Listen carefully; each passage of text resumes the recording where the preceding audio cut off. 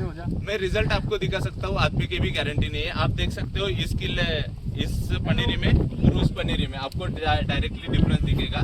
जैसे हमारे भाई है नवीन भाई, उनके खेत में हमने डेमो लगवाया था, उनके पास से भी हम सुनेंगे कि क्या रिजल्ट रहा है। तो आपको हाँ जी रंगा नहीं जमने देगी, नहीं जमने देगी। हाँ, खड़े होके वहां जाकर हम देखेंगे उसका डेमो का रिजल्ट भी।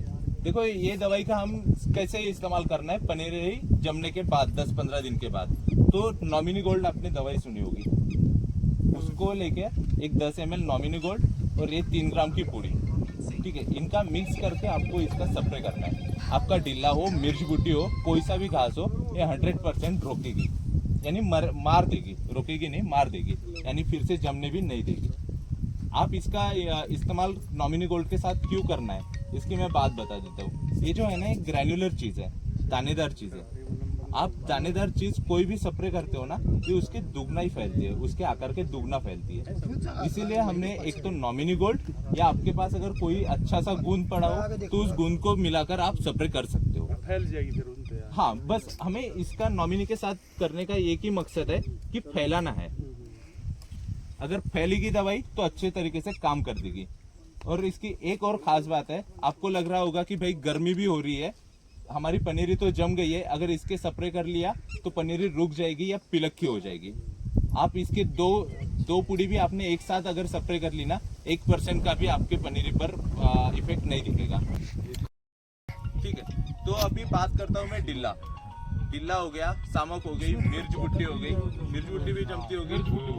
डिल्ला होता है, एक डिल्ली होती है, 2 प्रकार के होते हैं, ठीक है। अब मैं बात करता हूँ ये जो घास होते हैं ना, ये अडेल घास होते हैं।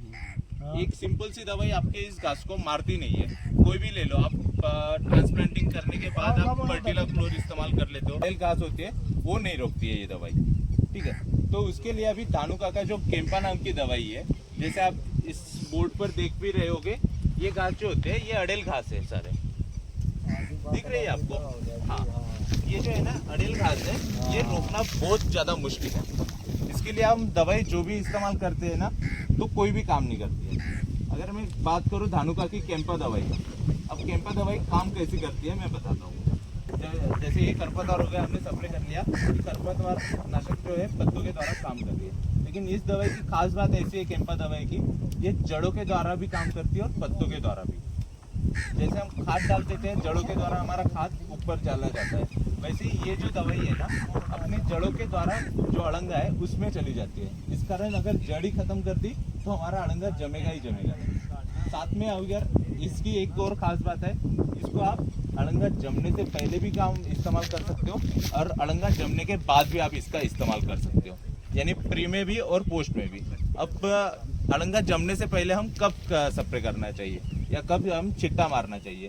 जैसे हमने बिजाई कर दी है, बीज बो दी है, उससे 72 घंटे से पहले हमें इसका इस्तेमाल करना है।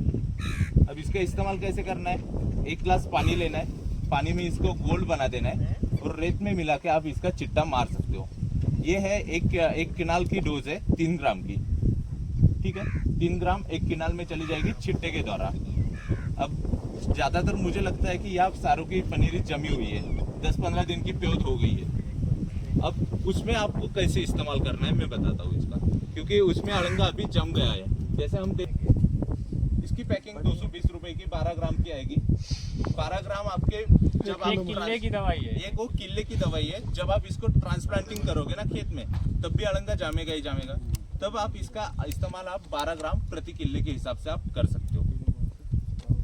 जैसे हम फर्टिला की दवाई, गाढ़ वाली दवाई कहते हैं ना, तो गाढ़ वाली दवाई का हम छिट्टा मारते हैं, उसके साथ इसको मिक्स कर दो। जैसे गाढ़ वाली 600 ml इस्तेमाल कर लेते हो आप, तो उसको 500 करो या 400 कर लो और उसके साथ ये दवाई मिक्स कर लो, आपको रिजल्ट बढ़िया दिखेगा। कोई भी घास हो नहीं जमेगा। दवाई का क्या नाम है जी इसका? केम्पा की केम्पा।